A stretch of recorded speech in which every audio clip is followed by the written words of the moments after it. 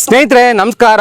ನಾನು ನಿಮ್ಮ Malavalli Suri diary YouTube ಚಾನಲ್ಗೆ ನಿಮ್ಮೆಲ್ಲರಿಗೂ ಸ್ವಾಗತ ಸುಸ್ವಾಗತ. ಸ್ನೇಹಿತರೆ ನಾನಿವಾಗ ಮಳವಳ್ಳಿ ಪಟ್ಟಣದಿಂದ ರಾವಣಿ ಗ್ರಾಮವನ್ನು ಸಂಪರ್ಕಿಸುವಂಥ ಒಂದು ಮುಖ್ಯ ರಸ್ತೆಯಲ್ಲಿದ್ದೀನಿ ನೋಡಿ. ಸ್ನೇಹಿತರೆ ನೋಡಿ, ಇಲ್ಲೊಂದು ಜಮೀನು ಇದೆಯಲ್ಲ, ಈ ಜಮೀನಿಗೆ ಸಂಬಂಧಪಟ್ಟಂಗೆ ಒಂದು ವಿವಾದ ಇದೆ. ಆ ಒಂದು ವಿಚಾರದ ಬಗ್ಗೆ ಒಂದು ಸುದ್ದಿ ಮಾಡಲಿಕ್ಕೋಸ್ಕರ ನಾನು ಈ ಸ್ಥಳಕ್ಕೆ ಬಂದಿದ್ದೀನಿ. ಸ್ನೇಹಿತರೆ, ಈ ಒಂದು ಜಾಗದ ಸಂಬಂಧಪಟ್ಟ ವ್ಯಕ್ತಿ ಶ್ರೀಯುತ ನಂದೀಶ್ ಅವ್ರನ್ನ ಮಾತಾಡ್ಸ್ಲಿಕ್ಕೆ ಬಂದಿದ್ದೀನಿ. ಕೇಳಿಸ್ಕೊಳ್ಳಿ ಅವ್ರು ಏನು ಹೇಳ್ತಾರೆ ಅಂತ. ಸ್ನೇಹಿತರೆ ಸರ್, ನಮ್ದು 627 ಸರ್ವೆ ನಂಬರು ಜಮೀನು ಇರೋದು. 1 ಎಕರೆ 11 ಕುಂಟೆ, 1 ಎಕರೆ 16 ಕುಂಟೆ ಮತ್ತೆ 35 ಕುಂಟೆ ಪ್ರಾಪರ್ಟಿ. ರಾವಣಿಗೋಗ ರೋಡಲ್ಲಿ ಕಟ್ಟೆ ಪಕ್ಕದಲ್ಲಿದೆ ಸರ್. ಇದು ಹೇಳಿ ಸರ್, ಇವಾಗ ಈ ಒಂದು ಜಮೀನ್ ಇದೆಯಲ್ಲ, ಹೌದು ಸರ್. ಪ್ರೆಸೆಂಟ್ ಯಾರ ಹೆಸರಲ್ಲಿದೆ ಅದು? ನಮ್ ತಾತನ ಹೆಸರಲ್ಲಿತ್ತು. ತಾತನಿಂದ ನಮ್ ತಂದೆ ಹೆಸರು ಓಡ್ತಾ ಇದೆ ಸರ್. ಒಂದ್ ಪ್ರಾಪರ್ಟಿ. ಇನ್ನೊಂದು ಪ್ರಾಪರ್ಟಿ ನಮ್ಮ ಅತ್ತೆ ಹೆಸರಲ್ಲಿ ಮತ್ತೆ ನಮ್ ತಂದೆ ಹೆಸರು ಜಂಟಿ ಓಡ್ತಾ ಇದೆ ಸರ್, 35 ಕುಂಟೆ. ಇನ್ನೊಂದು ಪ್ರಾಪರ್ಟಿ ನಮ್ಮ ಅತ್ತೆ ಹೆಸರು ಓಡ್ತಾ ಇದೆ ಸರ್, ಅದು 1 ಎಕರೆ 16 ಕುಂಟೆ. ಒಟ್ಟಾರೆ ಈ ಪ್ರಾಪರ್ಟಿ ಎಷ್ಟಿದೆ ನಿಮ್ದಲ್ಲಿ? 3.5 ಎಕರೆ ಸರ್. 3.5 ಎಕರೆ ಇದೆ. ಇವಾಗ ನಿಮ್ಗೆ ಈ ಒಂದು ಪ್ರಾಪರ್ಟಿ ವಿಚಾರದಲ್ಲಿ ಸಮಸ್ಯೆ ತೊಂದರೆ ಕೊಡ್ತಿರೋರು ಯಾರು? ಇದೇ ಹೊರಕೋಟೆ ನಿವಾಸಿ ಆಗಿರ್ತಕ್ಕಂಥ ನಾಗೇಶ್ ಅಂತ ಸರ್. ಏನ್ ವೃತ್ತಿ ಮಾಡ್ತಾರೆ ಅವರು? ಅವರು ಆಟ ಓಡಿಸ್ಕೊಂಡಿರ್ತಾರೆ ಸರ್. ಇವಾಗ ಇಷ್ಟು ವರ್ಷಗಳ, ಅದು ಸುಮಾರು ಎಷ್ಟು ವರ್ಷಗಳಿಂದ ಆ ಪ್ರಾಪರ್ಟಿ ಅನುಭವದಲ್ಲಿದ್ರಿ ನೀವು? 1969ನೇ ಇಸ್ವಿಯಿಂದ ನಾವು ಅನುಭವ ಇದ್ವಿ ಸರ್. ಅವಾಗಿಂದ ನಿಮ್ಗೇನು ಅವರು ಆಸ್ತಿ ವಿಚಾರದಲ್ಲಿ ನಮಗ್ ಬರ್ಬೇಕು ಅಂತ ಏನ್ ಕೇಳ್ತಿರ್ಲಿಲ್ವಾ? ಇಲ್ಲ ಸರ್.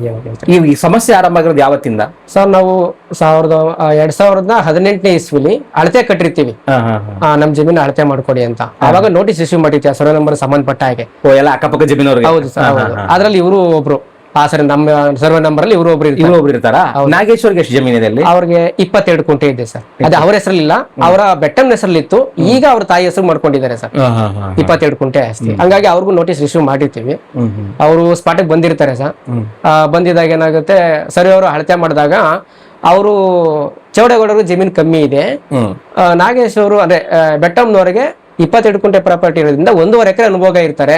ಅದ್ರಲ್ಲಿ ನೀವು 22 ಕುಂಟೆ ಮುಡ್ಕೊಂಡು ಮಿಕ್ಕಿದ 1/4 ಕುಂಟೆನ ನೀವು ಇವ್ರು ಬಿಟ್ಕೊಡ್ಬೇಕಾಗತ್ತೆ ಅಂತ. 1/4 ಕುಂಟೆನ 1 ಎಕರೆನ? 1 ಎಕರೆ 1/4 ಕುಂಟೆ ಇದನ್ನ ಬಿಟ್ಕೊಡ್ಬೇಕಾಗುತ್ತೆ ಚೌಡೇಗೌಡರಿಗೆ ನೀವು ಅಂತ ಅಂದ್ಬಿಟ್ಟು ಒಂದು ಸ್ಟೇಟ್ಮೆಂಟ್ ಹೇಳ್ತಾರೆ ಸರ್ ಅವರಿಗೆ. ಅವ್ರು ಏನ್ ಹೇಳ್ತಾರೆ, ಇಲ್ಲ ಸರ್ ಇದೆಲ್ಲ ನಮ್ದೇ ಆಸ್ತಿ, ನಾವೇ ಉಳಿಮೆ ಮಾಡ್ತಿರೋದು ಅಂತ ಹೇಳ್ತಾರೆ. ಇವರು ಸರಿ ಅದು ಸಂಬಂಧಪಟ್ಟ ದಾಖಲೆ ತಗೊಂಡ್ಬನ್ನಿ ಪರಿಶೀಲನೆ ಮಾಡುವ, ನೋಡ್ಬಿಟ್ಟು ಹೇಳ್ತೀನಿ ಅಂತಾರೆ. ಇವರು ಅವ್ರ ಹತ್ರ ಹೋಗಿರಲ್ಲ ಸರ್, ಸರ್ವೆ ಅವ್ರ ಹತ್ರ. ಏಕದಮ್ ಏನ್ ಮಾಡ್ತಾರೆ, AC ಕೋರ್ಟ್ಗೆ ಹೋಗ್ಬಿಟ್ಟು ಅಪೀಲ್ ಹೋಗ್ತಾರೆ ಸರ್. ಇದು ನಾವು ಭೋಗ್ಯ ಮಾಡಿದೀವಿ, ನಮ್ದೇ ಆಸ್ತಿ ಇದು, ನಾವು ಭೋಗ್ಯ ಮಾಡಿದ್ರೆ ಚೌಡೇಗೌಡ ಅವರು RTC ಮಾಡ್ಕೊಂಡ್ಬಿಟ್ಟು ಒಂದು ಭಾಗದಾಗಿದ್ದಾರೆ, ಇವರು RTC ರದ್ದು ಮಾಡಿ ನಮ್ಗೆ ಮೂಲತಃ ನಮ್ಮ ತಾತನ ಹೆಸರು ಕುಂಡಿಸ್ಬಿಡಿ ಅಂತ ಅಂದ್ಬಿಟ್ಟು ಕೇಸ್ ಹೋಗಿರ್ತಾರೆ, ಅಪೀಲ್ ಹೋಗಿರ್ತಾರೆ ಸರ್. ನಾವು ಲಾಯರ್ ಇಟ್ಟು ವಾದ ಎಲ್ಲ ಮಾಡಿರ್ತೀವಿ ಸರ್. 1.5 ವರ್ಷ ಕೇಸ್ ನಡೆಯುತ್ತೆ ಸರ್ ಅಲ್ಲಿ AC ಕೋರ್ಟ್ ಸರ್, ಮಂಡ್ಯ. ಎಷ್ಟನೇ ಇಸ್ವಿಲಿ? 2021ನೇ ಇಸ್ವಿಲಿ. ಹೇಳಿ ಸರ್, ಮುಂದೆ ಹೇಳಿ. ಅವಾಗ ಏನಾಗುತ್ತೆ, ಅಲ್ಲಿ 1.5 ವರ್ಷ ಕೇಸ್ ನಡೆದಾಗ ಸರ್ ಅವರು ಕಾಲ ವಿಳಂಬ ಆಗಿರೋದ್ರಿಂದ ಇದನ್ನ ನಾವು ಮಾಡಕ್ ಬರಲ್ಲ, ಬೇಕಾದ್ರೆ ನೀವು ಸಿವಿಲ್ ಹೋಗ್ಬೋದು ಅನ್ಬಿಟ್ಟು ಈ ಕೇಸ್ನ ವಜಾ ಮಾಡ್ಬಿಡ್ತಾರೆ ಸರ್. ವಜಾ ಮಾಡಿ ನೋಟಿಸ್ ಕೊಡ್ತಾರೆ ಸರ್. ಅದು ನಮಗೆಲ್ಲ ಬಂದಿದೆ. ಹಂಗಾಗಿ ನಾವೇನ್ ಮಾಡಿರ್ತೀವಿ, ಕೇಸ್ ಕ್ಲೋಸ್ ಆಯ್ತಲ್ಲ ಅಂದ್ಬಿಟ್ಟು ನಮ್ಮ ಪಾಡ್ ನಾವು ಇರ್ತೀವಿ. ಒಂದು ಪ್ರಾಪರ್ಟಿನ ಇಟ್ಕೆ ಫ್ಯಾಕ್ಟ್ರಿ ಕೊಟ್ಟಿದ್ವಿ ಸರ್ ಲೀಸ್ಗೆ, ಅವರು ಇಟ್ಕೆ ಫ್ಯಾಕ್ಟ್ರಿ ಮಾಡ್ತಾರೆ. ಇನ್ನೊಂದು ಪ್ರಾಪರ್ಟಿನ ನಾವು ವ್ಯವಸಾಯ ಮಾಡ್ತಾ ಇದೀವಿ. ಇನ್ನು 35 ಕುಂಟೆ ಪ್ರಾಪರ್ಟಿನಲ್ಲಿ 2007ನೇ ಇಸ್ವಿನಲ್ಲಿ ಪ್ರಕಾಶ್ ಅನ್ನೋರಿಗೆ ನಾವು ಭೋಗಿ ಹಾಕಿರ್ತೀವಿ ಸರ್. ಅವರು ಒಂದು ಫಾರಂ ತರ ಮಾಡ್ತಾ ಇರ್ತಾರೆ ಸರ್, ನರ್ಸರಿ ಅಂತ ಗಿಡಗಳೆಲ್ಲ ಬೆಳೆಸೋದು. 10 ವರ್ಷಗಳ ಕಾಲ ಹಾಕಿರ್ತೀವಿ. ಅದ್ರಲ್ಲಿ 2017ಕ್ಕೆ ನಾವು ಬಿಡುಗಡೆ ತಿಳುವಳಿ ಮಾಡಿಸ್ಕೊಂತೀವಿ ಸರ್. ಅದಾದ್ಮೇಲೆ ಅಲ್ಲೆಲ್ಲ ಸ್ವಲ್ಪ ಮಳೆ ಜಾಸ್ತಿ ಆಗಿ ಆ ಟೈಮಲ್ಲಿ ಪಕ್ಕದಲ್ಲಿ ಕಟ್ಟೆ ಇರೋದ್ರಿಂದ ನೀರು ತುಂಬ್ಕೊಂಡ್ಬಿಡುತ್ತೆ ಆ ಜಾಗದಾಗಿ. ನಾವು ವ್ಯವಸಾಯ ಮಾಡಕ್ ಆಗಿರಲ್ಲ, ಅದೆಲ್ಲ ಖಾಲಿ ಆಗ್ಲಿ, ಸ್ವಲ್ಪ ಹಳ್ಳ ಎಲ್ಲ ಇದಾಗ್ಲಿ ಅನ್ಬಿಟ್ಟು ಹಂಗೆ ಪೆಂಡಿಂಗ್ ಇರ್ತೀವಿ ಸರ್. ಇವಾಗ ರೀಸೆಂಟ್ ಆಗಿ ನಾವು ವ್ಯವಸಾಯ ಮಾಡ್ಬೇಕಲ್ಲ ಅಂತ ಅನ್ಬಿಟ್ಟು ಅದನ್ನೆಲ್ಲ ಸ್ವಲ್ಪ ಗಿಡ ಗಂಡೆ ಬೆಳ್ಕೊಂಡ್ಬಿಟ್ಟಿತ್ತು, ಅದನ್ನೆಲ್ಲ ಕ್ಲೀನ್ ಮಾಡ್ಸಕ್ಕೆ ಅಂತ ಹೋದಾಗ ಇದೇ ನಾಗೇಶ್ ಏನ್ ಮಾಡಿದ್ದಾನೆ, ಕೋರ್ಟಲ್ಲಿ ಕೇಸ್ ಇದೆ ನೀವು ಮಾಡಬೇಡಿ ಅಂತ ಬಂದು ತಡೀತಾರೆ ಸರ್. ನಾವು ಕಂಪ್ಲೇಂಟ್ ಎಲ್ಲ ಕೊಟ್ಟಿರ್ತೀವಿ. ನಿಮಗೆ ಈ ಸಮಸ್ಯೆಗಳೆಲ್ಲ ಶುರು ಆಗಿರೋದು 2018ರ ನಂತರ? 18ರ ನಂತರ ಸರ್. ಅಲ್ಲಿಗೆ 8 ವರ್ಷ ಆಯ್ತು. ಹೌದು ಸರ್. ಅಂದ್ರೆ 40-50 ವರ್ಷ ನೆಮ್ಮದಿ ಆಗಿದ್ದು ಸರ್. ಈಗ 8 ವರ್ಷಗಳಿಂದ ಸಮಸ್ಯೆ ಶುರುವಾಗಿದೆ ಸರ್. ಈಗ ಪ್ರಕರಣ ಮಳವಳ್ಳಿ JMFC ನ್ಯಾಯಾಲಯದಲ್ಲಿ ಪ್ರಕರಣ ಇದೆ, ಸಿವಿಲ್ ಅಲ್ಲಿ ಪ್ರಕರಣ ದಾಖಲಾಗಿ ಕೇಸ್ ನಡೀತಾ ಇದೆ. ಹೌದು ಸರ್. ಆಮೇಲೆ ಇವಾಗ ಅಲ್ಲಿ ಕೋರ್ಟಲ್ಲಿ, ಸಿವಿಲ್ ಕೋರ್ಟಲ್ಲಿ ಹೆಜ್ಜೆ ನಡಿಬೇಕಾದ್ರೆ ಸರ್ ಮತ್ತೆ AC ಕೋರ್ಟ್ಗೆ ಅಪೀಲ್ ಹೋಗಿದ್ದೇನೆ ಸರ್. 1 ಎಕರೆ 11 ಕುಂಟೆ, 1 ಎಕರೆ 16 ಕುಂಟೆನ RTC ರದ್ದು ಮಾಡಿ ಅಂತ ಫಸ್ಟ್ AC ಅವರೇ ವಜಾ ಮಾಡಿ ಕಳ್ಸಿರ್ತಾರೆ ಸರ್. ಸಿವಿಲ್ ಅಲ್ಲೂ ಕೇಸ್ ನಡೆಸ್ಕೊಂಡು ಮತ್ತೆ AC ಕೋರ್ಟ್ಗೂ ಈಗ ಕೇಸ್ ಹಾಕೊಂಡಿದ್ದೀನಿ ಸರ್. ಅಲ್ಲೂ ಕೇಸ್ ನಡೀತಾ ಇದೆ. ಈಗ 3 ಇರಾನ್ ಆಯ್ತು ಸರ್. ಅಲ್ಲೂ ನಾವು ನೀವೇ ಅದನ್ನ ವಜಾ ಮಾಡಿದ್ರಿ ಸರ್ 2023ನೇ ಇಸ್ವಿನಲ್ಲಿ. ಹಂಗಾಗಿ ಮತ್ತೆ ಅದನ್ನ ವಜಾ ಮಾಡಿ ಕೇಸ್ ಹಾಕಿದ್ದಾರೆ. ಸಿವಿಲ್ ಅಲ್ಲಿ ಆಲ್ರೆಡಿ ಕೇಸ್ ನಡೀತಾ ಇದೆ ಅಂದ್ಬಿಟ್ಟು ನಾವು ಅಪೀಲ್ ಹಾಕಿದ್ವಿ ಸರ್. ಕೇಸ್ ನಡೀತಾ ಇದೆ ಸರ್.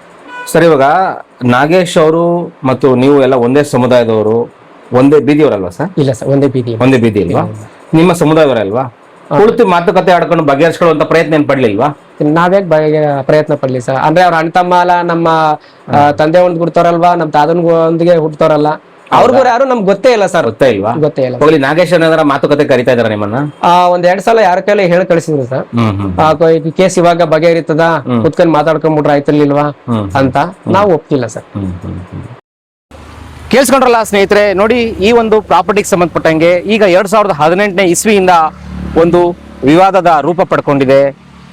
ಸಾಕಷ್ಟು ವರ್ಷಗಳಿಂದ ಅನುಭವದಲ್ಲಿದ್ದಾರೆ ಅಂತ ಶ್ರೀಯುತ ನಂದೀಶ್ ಅವರು ಹೇಳ್ತಾ ಇದ್ದಾರೆ. ಬನ್ನಿ, ಆ ಒಂದು ಜಮೀನಿನ ಎಲ್ಲೇ, ಅವರ ಪ್ರಾಪರ್ಟಿ ಯಾವ್ಯಾವುದು ಮತ್ತೆ ಎಲ್ಲಿವರೆಗೂ ಬರುತ್ತೆ ಅಂತ ಅವರೇ ಹೇಳ್ತಾರೆ. ಬನ್ನಿ ಸ್ನೇಹಿತರೆ, ನೋಡಿ. ಸರ್ ನಮಸ್ಕಾರ. ನಮಸ್ತೆ ಸರ್. ಹೇಳಿ ಸರ್, ಈ ಒಂದು ಪ್ರಾಪರ್ಟಿ ಇದು ಎಲ್ಲಿಂದ ಎಲ್ಲಿವರೆಗೂ ನಿಮ್ದು ಸರ್? ಸರ್, ಇದೇ ನಮ್ದು ಪ್ರಾಪರ್ಟಿ 35 ಕುಂಟೆ ಅಂತ. ಈ ಕಟ್ಟೆ ಇದೆಯಲ್ಲ ಸರ್, ಆ ಎಡ್ಜ್ ಇದೆಯಲ್ಲ ಸರ್, ನೋಡಿ, ಆ ಎಡ್ಜಿಂದನೂ ಫುಲ್ ಈ ಕಡೆಯಿಂದ ಬಂದು ಇಲ್ಲಿ ಉತ್ತ ಇದೆ ನೋಡಿ ಸರ್, ಇದೇ ತೆವರಿ. ಈ ಲಾಸ್ಟ್ ಏರಿಯಾ ಇದೆಯಲ್ಲ ಸರ್, ಅಲ್ಲಿವರೆಗೂ ಏರಿಯಿಂದ ಆ ಕಡೆಗೂ ಒಂದೇ ಒಂದು ಪಾತಿ ಇದೆ. ಇದು 35 ಕುಂಟೆ ಸಂಬಂಧಪಟ್ಟಿದ್ದು ಪ್ರಾಪರ್ಟಿ. ಇವಾಗ 2 ಎಕರೆಗೂ ಜಾಸ್ತಿ ಇದೆ ಅಂತ ಹೇಳ್ತಾರೆ, ಅದೆಲ್ಲಿದೆ ಆ ಜಾಗ? ಆ ಕಡೆ ಸರ್. ಆ ಕಡೆ ಇದೆಯಾ? ಓ, ಆ ಕಾವಲಿ ದಾಟಿ ಆ ಕಡೆ ಸರ್. ಈಗ ನಿಮ್ಗೆ ನಾಗೇಶ್ ಅವ್ರದ್ದು ಜಾಗ ಎಲ್ಲಿದೆ? ಇಲ್ಲಿ ಆ ಪಕ್ಕದ್ದು ಸರ್, ಆ ಕಡೆ ಕಾವಲಿ ದಾಟ ಆ ಕಡೆ ಹೋಗ್ಬೇಕಾ? ಆ ಕಡೆಗೆ ಇದೆ, ಮತ್ತೆ ಈ ಕಡೆಗೆ ಒಂದೇ ಒಂದು ಪಾತಿ ಇದೆ. ಒಂದು ಪಾತಿ ಇದೆಯಾ? ಹೌದು. ಅದ್ರ ಪಕ್ಕ ನಮ್ ಜಮೀನ್ ಇರೋದ್ರಿಂದ ಅವರು ನಮಗೆ ತೊಂದರೆ ಕೊಡ್ತಾ ಇರೋದು. ಹೌದು. ಆ ಉತ್ತಿದಲ್ಲ, ಅದು ಅವನ ಜಮೀನು. ಅದ್ರಲ್ಲಿ ಎಷ್ಟಿದೆ? 22 ಕುಂಟೆ ಅಷ್ಟೇ ಇರೋದು. ಆದ್ರೆ ಅನುಭವ 1.5 ಎಕರೆ ಇದ್ದಾನೆ. 1.5 ಎಕರೆದಲ್ಲಿ 1.5 ಎಕರೆ ಅನುಭವ ಇದ್ದಾನೆ. ಅವ್ರ ಹತ್ರ RTC ಇರೋದು ಎಷ್ಟಕ್ಕಿದೆ? 22 ಕುಂಟೆ. 22 ಕುಂಟೆಗೆ 22 ಕುಂಟೆ RTC ಅಂತ ಯಾವಾಗ ಸೃಷ್ಟಿ ಆಯ್ತೋ ಅವಾಗಿಂದನು 22 ಕುಂಟೆನೆ RTC. ಸರಿ, ಇದು ಯಾವ ಜಮೀನು? ಇದು ನಮ್ದೇ ಸರ್. ಇದು ಖಾಲಿ ಜಾಗ. ಇಲ್ಲಿಂದ ಹಿಡಿದು ಫುಲ್ ನೋಡಿದ್ವಿ 1 ಎಕರೆ 11 ಕುಂಟೆ. ಮತ್ತೆ ಇಟ್ಕೆ ಫ್ಯಾಕ್ಟ್ರಿ ಮಾಡ್ತಾ ಇದೀವಲ್ಲ, ಅದು 1 ಎಕರೆ 16 ಕುಂಟೆ. 2 ಸೇರಿ 2 ಎಕರೆ 27 ಕುಂಟೆ ಪ್ರಾಪರ್ಟಿ ಫುಲ್ ಲಾಸ್ಟ್ ವರ್ಗುನು. ಈಗ ಆ ಇಟ್ಕೆ ಫ್ಯಾಕ್ಟ್ರಿ ಮೇಲೂ ಈ ಖಾಲಿ ಜಾಗ ನಾವು ವ್ಯವಸಾಯ ಮಾಡ್ತಿದ್ವಿ, ಭತ್ತ ಹಾಕ್ತಿದೀವಿ, ಇದ್ರ ಮೇಲುವೆ ಈಗ ರೋಡ್ ಸೈಡ್ ನಿಮ್ಗೆ ತೋರಿಸಿದ್ನಲ್ಲ 35 ಕುಂಟೆ, ಅದನ್ನು ಸೇರಿಸಿ ಕೇಸ್ ಹಾಕಿದಾನೆ. ಅಂದ್ರೆ ಸಿವಿಲ್ ಕೋರ್ಟಲ್ಲಿ ಕೇಸ್ ನಡೀತಾ ಇದೆ. ಬಟ್ ಸಿವಿಲ್ ಕೋರ್ಟ್ ಕೇಸ್ ಇದ್ರು AC ಕೋರ್ಟಲ್ಲಿ ಆಗಿದ್ರು ಮತ್ತೆ AC ಕೋರ್ಟ್ಗೆ 1 ಎಕರೆ 11 ಕುಂಟೆ 1 ಎಕರೆ 16 ಕುಂಟೆನೆ ಕೇಸ್ ಹಾಕಿದ್ದಾನೆ. 2 ಕಡೆನೂ ಕೇಸ್ ಹಾಕಿದ್ದಾನೆ, ಕೇಸ್ ನಡೆಸ್ತಾವನೆ. ಇವಾಗ ನಾವು ವ್ಯವಸಾಯ ಮಾಡಬೇಕು ಅಂತ ಬಂದಾಗ ಗಲಾಟೆ ಮಾಡ್ತಾ ಇದ್ದಾನೆ. ಓಕೆ, ಧನ್ಯವಾದ ಈ ಒಂದು ಸ್ಟೋರಿ ನೋಡೋದಕ್ಕಾಗಿ. ಸ್ನೇಹಿತರೆ, ಈ ಒಂದು ವಿವಾದ ಒಂದು ನ್ಯಾಯಾಲಯದಲ್ಲಿದೆ. ಆದಷ್ಟು ಬೇಗ ನ್ಯಾಯಾಲಯದಲ್ಲಿ ಸೂಕ್ತ ರೀತಿಯಲ್ಲಿ ಬಗೆಹರಿದು ಸಂಬಂಧಪಟ್ಟ ವ್ಯಕ್ತಿಗಳಿಗೆ ಸೂಕ್ತವಾದಂಥ ನ್ಯಾಯ ಸಿಗಲಿ ಅಂತ ನಾನು ಕೂಡ ಆಶಿಸ್ತೀನಿ. ಧನ್ಯವಾದ. ಮತ್ತೊಂದು ಸ್ಟೋರಿಯಿಂದ ಮತ್ತೊಮ್ಮೆ ನಿಮ್ಮನ್ನು ಭೇಟಿ ಆಗ್ತೀನಿ. ಧನ್ಯವಾದ ಸ್ನೇಹಿತರೆ. ನಮಸ್ಕಾರ ನಾಗೇಶ್ ಅವರೇ. ನಮಸ್ಕಾರ ಸರ್. ಸರ್, ಏನು ಸರ್ವೆ ನಂಬರ್ 627 ವಿಚಾರವಾಗಿ ಒಂದು ವಿವಾದ ಇದೆ. ಅದು ನ್ಯಾಯಾಲಯ ಮತ್ತೆ AC ಕೋರ್ಟಲ್ಲೂ ಕೂಡ ಒಂದು ಪ್ರಕರಣ ದಾಖಲಿಸಿದೀವಿ ಅಂತ ಹೇಳಿದ್ರಿ. ಹೌದು ಸರ್. ಹೇಳಿ ಸರ್, ಈ ವಿಚಾರ ಇದು. ಈ ಸ್ವತ್ತು 627ರಲ್ಲಿ ಎಷ್ಟು ಸ್ವತ್ತಿದೆ ನಿಮ್ದು? ಸರ್, ನಮ್ಗೆ ಒಕ್ಕಡೆ 627 ಸರ್ವೆ ನಂಬರ್ ಅಲ್ಲಿ ಟೋಟಲಿ ಆಗಿ ನಮ್ದು 6 ಎಕರೆ 21 ಕುಂಟೆ ಸರ್. ಮೂಲತಃ ಜಮೀನು ಅಂದ್ರೆ ಯಾರ ಹೆಸರಲ್ಲಿತ್ತು ಅದು? ಅದು ನಮ್ಮ ಕೆಂಪೇಗೌಡನ ಮಗ ಪುಟ್ಟೇಗೌಡ ಅಂತ ಇದ್ರು, ನಮ್ಮ ಮುತ್ತಾತ ಅವ್ರ ಹೆಸರಿಗೆ ಆಗಿತ್ತದು. ಯಾವಾಗ ಸರ್? ಅದು ಮಳವಳ್ಳಿ ಮೈಸೂರು ಡಿಸ್ಟಿಕ್ ಆಗಿತ್ತು.